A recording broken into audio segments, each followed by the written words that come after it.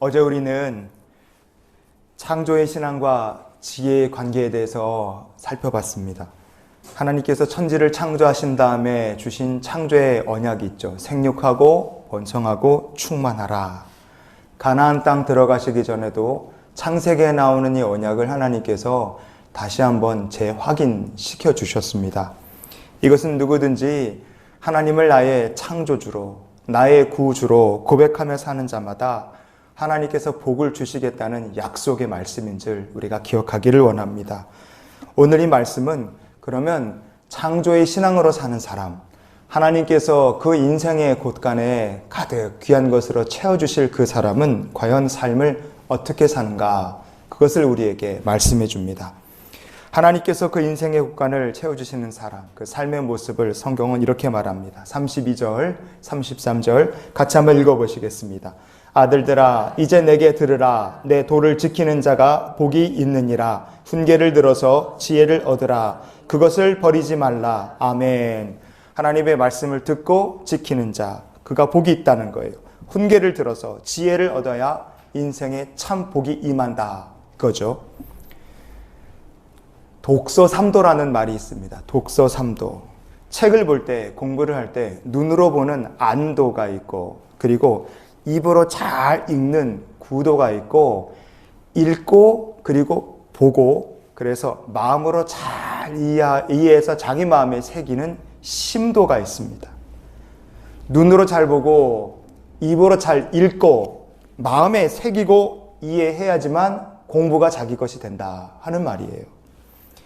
하나님의 말씀도 똑같습니다. 공부에만 독서 삼도가 필요한 것이 아니라 하나님의 말씀도 따라해 주십시오. 잘 읽고, 잘 듣고, 이해하고, 마음에 새기자.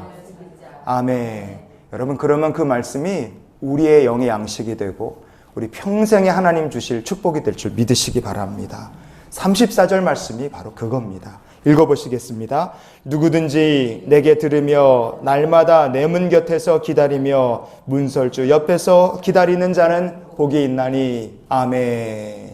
이스라엘 백성들 문설주를 들어갈 때마다 나올 때마다 여호와께 영광, 하나님께 복이로다, 이런 말씀 읽으면서 왔다 갔다 해요. 문설주 옆에 뭘 새겨놨습니까? 신명기 6장 한번 찾아보시겠습니다. 내 자녀에게 부지런히 가르치며 집에 앉았을 때든지 길을 갈 때든지 누워있을 때든지 일어날 때든지 이 말씀을 강론할 것이며 너는 또 그것을 내 손목에 메어 기호를 삼으며 내 미간에 붙여 표로 삼고 내 집 문설주와 바깥문에 기록할지니라. 아멘. 날마다 내 문 곁에서 문설주 옆에서 기다리는 자다. 그 말은 하나님 말씀을 가까이 하라는 거예요. 독서 삼도와 같이 말씀을 잘 듣고 읽고 마음속에 이해하고 깊이 새겨서 그 말씀이, 하나님 주신 말씀이 너의 말씀이 되게 하라, 그겁니다. 오늘 이 잠언 말씀을 통해서 하나님께서 우리에게 주시는 마음은 무엇이겠습니까? 그 삶에서 하나님의 말씀을 기쁨으로 듣고 틈날 때마다 읽고 묵상하는 자, 그래서 마음에 새기고 깊이 이해해서 자기 심령에 새긴 사람을 하나님께서 복 주시는 줄 믿습니다. 바로 그런 사람의 인생이 창세기의 그 창조의 언약, 생육하고 번성하고 충만하는 복을 하나님께서 주시고 그 복을 받아 자기 인생의 곳간이 채워지는 성도인 줄 믿습니다. 35절 말씀을 계속해서 읽어보시겠습니다. 잠언 8장 35절. 대저 나를 얻는 자는 생명을 얻고 여호와께 은총을 얻을 것임이니라. 아멘. 말씀대로 사는 자가 지혜를 얻습니다. 지혜를 얻은 자가 어떤 것이 가장 귀하고 값진 것이냐, 이 가치 있는 것을 분별해낼 수 있는 명철을 얻게 됩니다.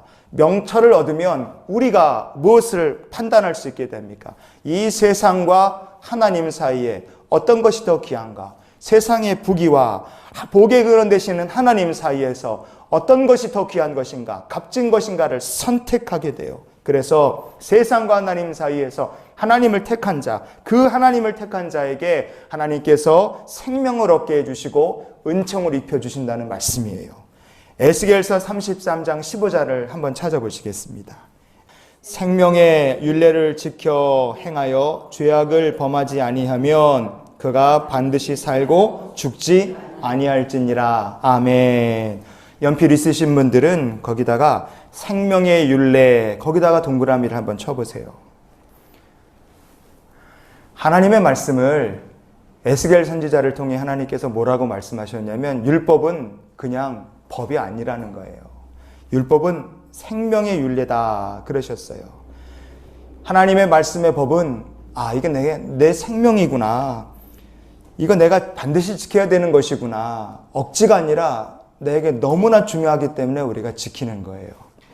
세상을 사랑하지 않고 하나님을 사랑하는 사람, 말씀은 내게 생명처럼 귀한 것이구나. 이렇게 생각하며 하나님을 섬기는 자는 포로로 끌려가는 그 혼란 중에서도 절대로 죽지 않게 하시겠다. 고난 중에서 망하지 않게 하시겠다는 약속입니다. 여러분, 에스겔을 통해 주신 이 언약은 오늘날도 우리에게 동일하게 이루어짐을 믿으시기 바랍니다. 하나님 말씀을 생명처럼 여기며 사는 자를 에스겔의 말씀처럼 약속처럼 하나님께서 지켜주실 거예요. 오늘 이 잠언 8장 말씀 우리가 마지막 절 보는데 잠언 8장 36절 말씀은 이런 말씀으로 마무리가 됩니다. 자, 36절 같이 읽어보시겠습니다. 그러나 나를 잃는 자는 자기의 영혼을 해하는 자라. 나를 미워하는 자는 사망을 사랑하느니라. 아멘. 우리가 무엇 때문에 지혜를 잃어버리겠습니까? 성도가 무엇 때문에 구원을 잃어버리겠어요? 당연히 죄 때문에 그렇습니다. 잠언 7장에서 우리가 계속 나눴던 말씀, 음녀를 조심하라 그랬어요. 음녀는 죄다 그랬어요. 죄를 조심해야 될 이유가 뭡니까? 죄는 결국 우리를 파멸시킵니다. 그래서 사망으로 끌고 가요. 죄가 우리 안에 있으면 결국 하나님을 잃게 됩니다. 구원을 잃게 되고 말씀을 잃게 돼요. 나를 미워하는 자다. 우리말 성경에 이렇게 번역이 되어 있는데 히브리어 본문을 보면 그 부분이 콜 메사나이라고 되어 있습니다. 이 히브리어 본문에 콜 메사나이라는 말이 미워한다라는 뜻인데요. 두 가지 뜻이 더 있습니다. 같이 거하실 수 없다. 같이 있을 수 없다. 그런 뜻이 하나 있고요. 원수 그런 뜻이 있습니다. 이 메사나이라는 말은 함께 있을 수 없다. 함께 거할 수 없다. 그런 뜻이 있고요. 원수라는 뜻이 있어요.